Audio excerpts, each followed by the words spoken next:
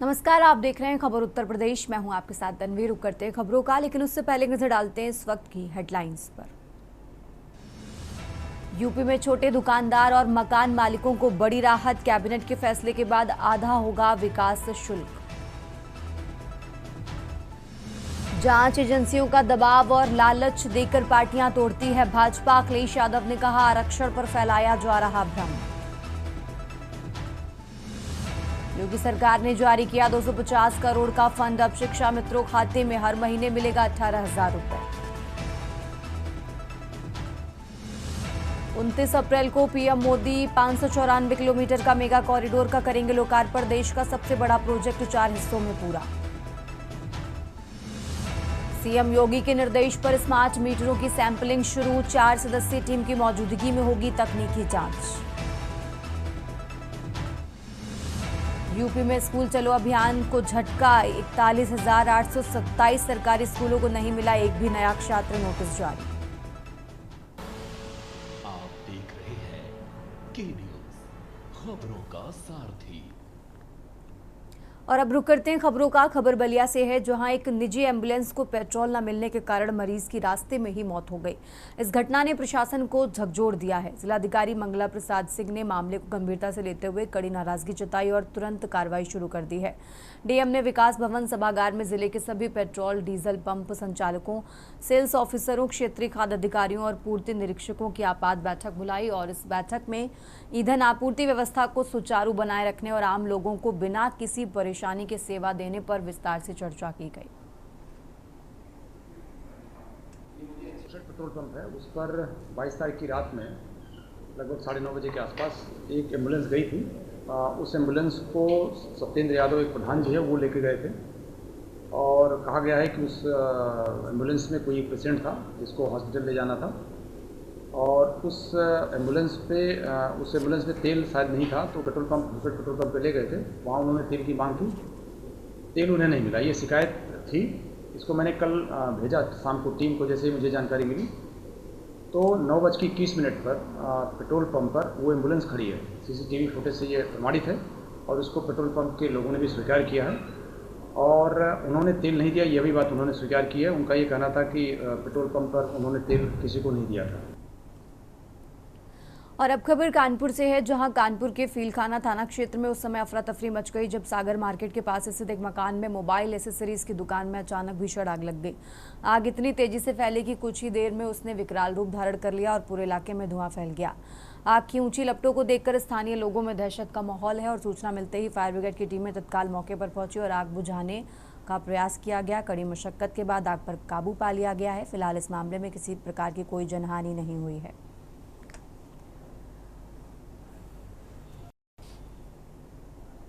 सागर market का अध्यक्ष, सागर market के फर्स्ट फ्लोर पे फ्लैट पे आग लगी हुई है और जो कि अब काबू में हो गई है, लेकिन बताते बड़ी भीषण आग लगी और थोड़ा सा ये बिजली वालों का मेंटेनेंस का दिक्कत है।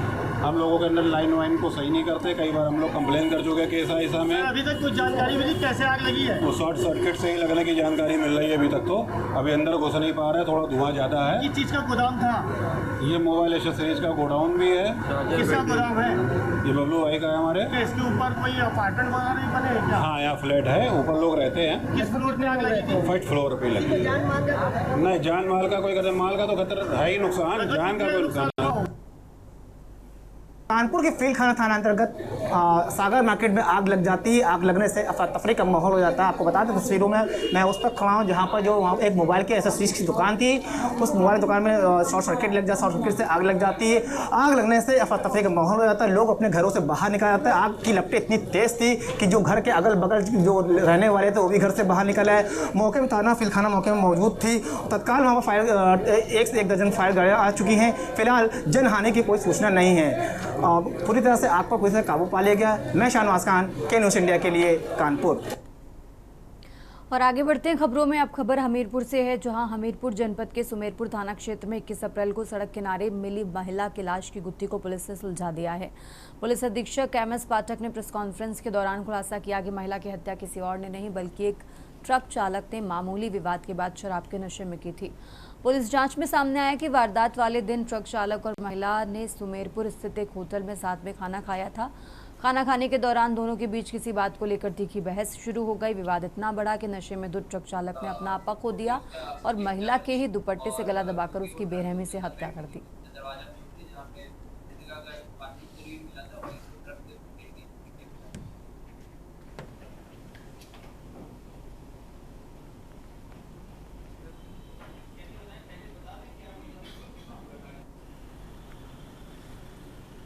दिनांक 21 अप्रैल को थाना सुमेरपुर क्षेत्र में हाईवे किनारे एक महिला का शव शाम के वक्त एक महिला का शव प्राप्त होने की सूचना प्राप्त हुई।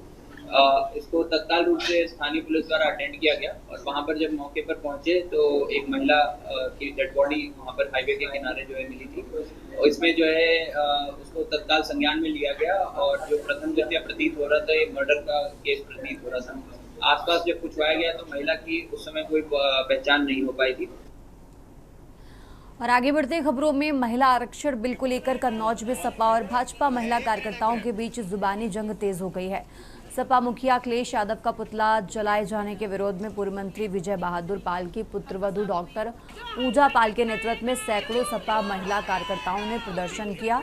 प्रदर्शनकारियों ने जिलाधिकारी के नाम संबोधित ज्ञापन उप जिलाधिकारी को सौंपा। सपा महिला नेताओं ने भाजपा पर निशाना साधते हुए कहा कि अखिलेश यादव का पुतला दहन गैर संवैधानिक है। साथ ही मणिपुर में महिलाओं के साथ हुई घटनाओं पर भाजपा की चुप्पी पर भी सवाल उठाए।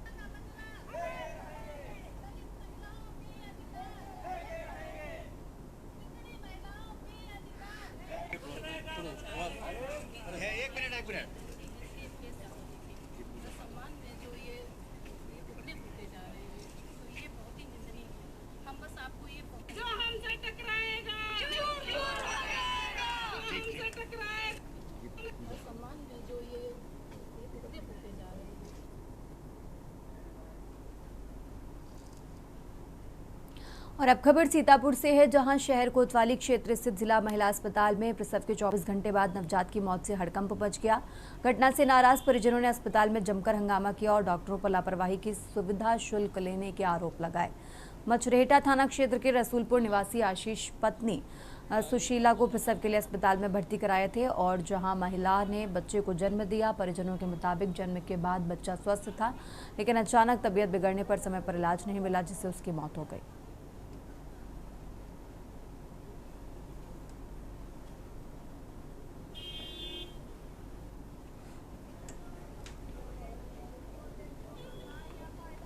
नारी शक्ति वंदन अधिनियम के मार्ग में विपक्षी दलों द्वारा कथित रूप से अड़ंगा डालने को लेकर महिलाओं का आक्रोश सड़कों पर उतर आया है।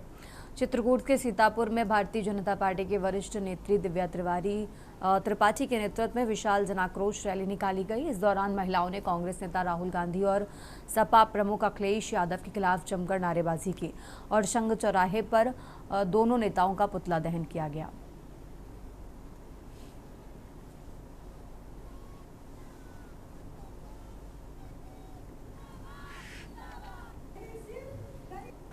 महिला जन आक्रोश अभियान रैली ये हमारे देश के प्रधानमंत्री नरेंद्र मोदी जी के द्वारा और हमारे गृह मंत्री अमित शाह जी के द्वारा जन आक्रोश रैली इसलिए निकाली है कि 17, 18, 19 में जो बिल पास महिलाओं का 33% का हुआ था उसको कराना सुनिश्चित किया, लेकिन विपक्ष के कुछ नेता राहुल गांधी आज यहाँ भजन संध्या हाल में महिला जन आक्रोश महासभा का कार्यक्रम था। आज यहाँ बहुत अधिक तादाद में महिलाएं आई हुई हैं और महिलाओं के अंदर आक्रोश भरा हुआ है।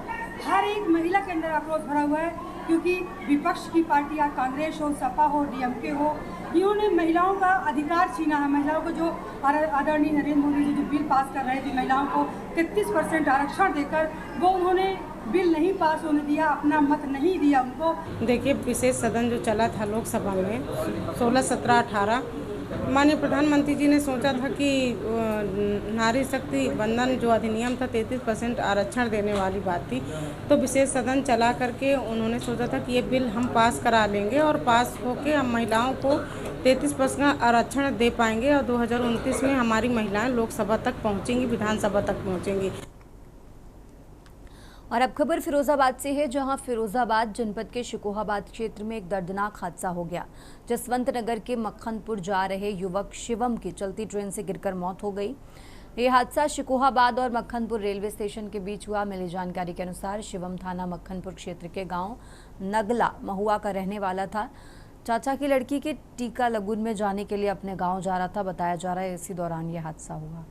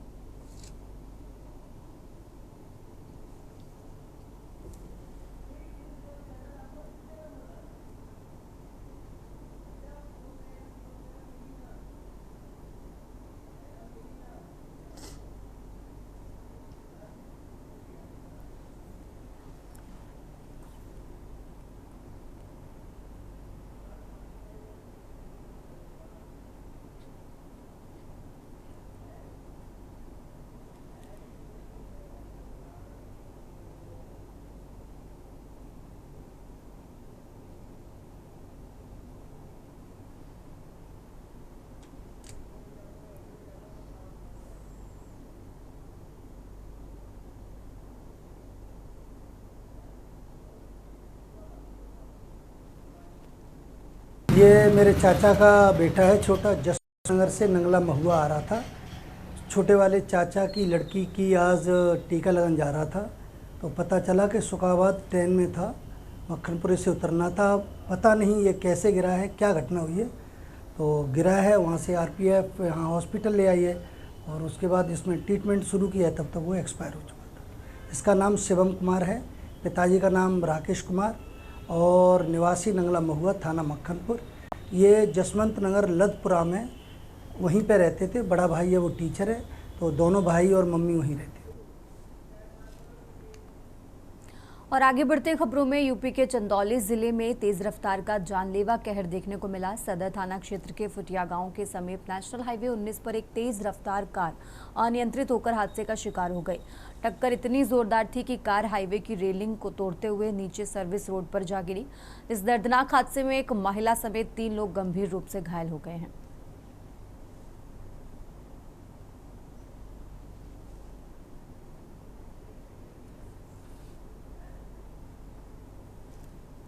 फिलहाल यहां रुकते हैं एक छोटे से ब्रेक के लिए।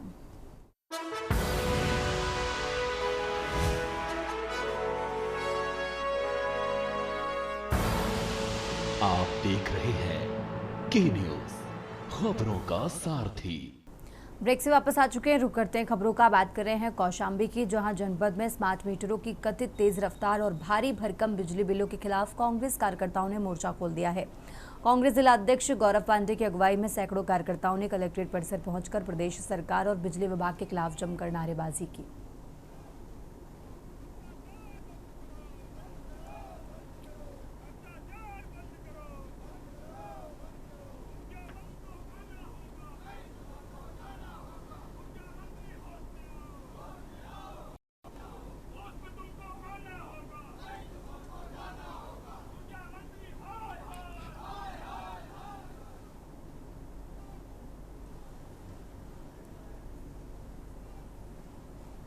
और अब खबर जालौन से है, जहां होमगार्ड से इनरोलमेंट परीक्षा शुरू हो गई है, जिसमें भारी तादाद में पुलिस मुस्तैद की गई है। परीक्षा को निष्पक्ष और पारदर्शी ढंग से संपन्न कराने के लिए जिला प्रशासन पूरी तरह मुस्तैद है।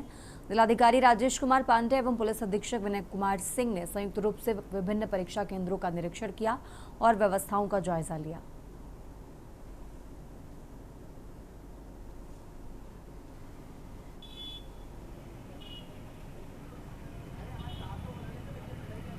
होमगार्ड भर्ती परीक्षा को लेकर तैयारी पूर्ण रूप से हो चुकी थी। इसको लेकर डीएम राजेश कुमार ने निरीक्षण किया था। कहीं ना कहीं वो परीक्षा केंद्र चालू हो चुके हैं। आज पहला दिन है होमगार्ड परीक्षा को लेकर, और इसी तरीके से जिस तरीके से हमने यहाँ पर आके देखा है, हमारे पीछे आप देख सकते हैं कि आचार्य नरेंद्र इंटर कॉलेज में परीक्षा शुरू हो चुकी है। यहाँ पर जो होमगार्ड की परीक्षा देने लोग आए हैं, उनको किस तरीके से उनकी जो है जांच की जा रही है, बिना जांच के अंदर नहीं दिया जा रहा है। जिस तरीके से यहाँ पे पुलिस सुरक्षा व्यवस्था का इंतजाम किया गया है, एक एक परीक्षार्थी को जो है उनकी जांच की जा रही है। तीन जो है एक जांच के केंद्र बनाए गए हैं। इस तरीके से जैसे कि आप देख सकते हैं कि बराबर जो टाइट परीक्षा के जिस तरीके से होती है, उसको लेकर कहीं ना कहीं परीक्षा केंद्र पे जो है इंतजाम किया गया है। तो जैसे कि हमने आपको बताया था कि 9 परीक्षा केंद्र बनाए गए हैं, जिसमें 19,152 परीक्षार्थी परीक्षा देंगे, और ये होमगार्ड परीक्षा एक महत्वपूर्ण परीक्षा मानी जाती है। इसको लेकर जिले भर में जो है अलर्ट था, और 9 परीक्षा केंद्रों पर पुलिस की ड्यूटी लगा दी गई। हमारे पीछे देख सकते हैं कि भारी पुलिस बल यहाँ पर मौजूद है, और जिस तरीके से यहाँ पर पुलिस बल सख्ती से जो है चेकिंग कर रहे हैं बताई गई है। तो कहीं ना कहीं ये जो परीक्षा हो रही है, उसका रिजल्ट जब आएगा तब उनको रिजल्ट मिलेगा। बहरहाल परीक्षा को लेकर जितनी सख्ती यहाँ पर जो है जिला प्रशासन और पुलिस प्रशासन ने कर रखी है, तो उसको कहीं ना कहीं यहाँ पे देखा जा रहा है, क्योंकि परीक्षा में किसी भी किस्म की कोई लापरवाही, किसी भी किस्म की कोई चीज मौजूद ना हो, इसको लेकर परीक्षा केंद्र पर सख्त ड्यूटी लगा दी गई है। परीक्षार्थियों को किसी किस्म की परेशानी ना हो, इसको लेकर सीसीटीवी कैमरे, पानी, कूलर, पंखा सारे इंतजाम किए गए हैं। कहीं ना कहीं ये परीक्षा जो है अब जब इसका रिजल्ट आएगा तो इसको आने वाला समय में देखा जाएगा। कैमरा पर्सन मनीष पांडे के साथ माजिद अरमान, के न्यूज जालौन। और आगे बढ़ते हैं खबरों में। प्रतापगढ़ के मानिकपुर थाना क्षेत्र में पुलिस ने बड़ी कार्रवाई करते हुए पुलिस अभिरक्षा से फरार अभियुक्त को मुठभेड़ में घायल कर गिरफ्तार कर लिया है। अभियुक्त ने पुलिस टीम पर फायरिंग की, जिसके जवाब में हुई कार्रवाई में उसके दोनों पैरों में गोली लग गई है। घायल अभियुक्त को इलाज के लिए फिलहाल अस्पताल में भर्ती कराया गया है। थाना मानिकपुर पुलिस और एक बदमाश के बीच में मुठभेड़ हुआ, जिसके क्रम में अवगत कराना है कि आज सुबह मानिकपुर पुलिस को एक बदमाश के आने की सूचना प्राप्त हुई थी, जिसको पकड़ने के लिए लोग करंटी पुल के पास चेकिंग कर रहे थे। तब तक बदमाश आया और पुलिस पे फायरिंग कर दिया। पुलिस ने भी आत्मरक्षार्थ काउंटर फायर किया, जिसमें बदमाश के दोनों पैर में गोली लगी है।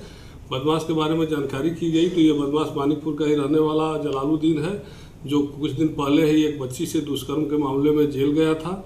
इलाज हेतु और सैंपलिंग हेतु इसको स्वरूप रानी अस्पताल प्रयागराज ले जाया गया था, जहां उसने पुलिस को चकमा देकर भाग गया था। बाराबंकी जनपद के बदोसराय थाना क्षेत्र के अंतर्गत आने वाले कस्बे में दिन दहाड़े दबंगई का एक सनसनीखेज मामला सामने आया है। मामूली विवाद को लेकर 1 दर्जन से ज्यादा युवकों ने एक स्थानीय दुकानदार पर जानलेवा हमला कर दिया और सरेआम बाजार में उसे अगवा करने का प्रयास किया। इस घटना से पूरे बाजार में भगदड़ और दहशत का माहौल व्याप्त हो गया। देखते ही देखते विवाद इतना बढ़ गया कि मौके पर 1 दर्जन से ज्यादा दबंग युवक एकजुट हो गए और दुकानदार पर लाठी डंडों से हमला बोल दिया।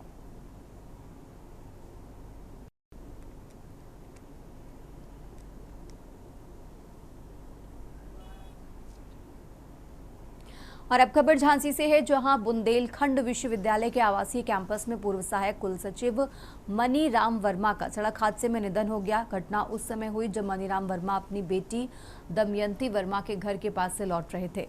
परीक्षा भवन की ओर से एक तेज रफ्तार थार कार ने स्कूटी को टक्कर मार दी। फिलहाल मनीराम वर्मा का पोस्टमार्टम कराया जा रहा है।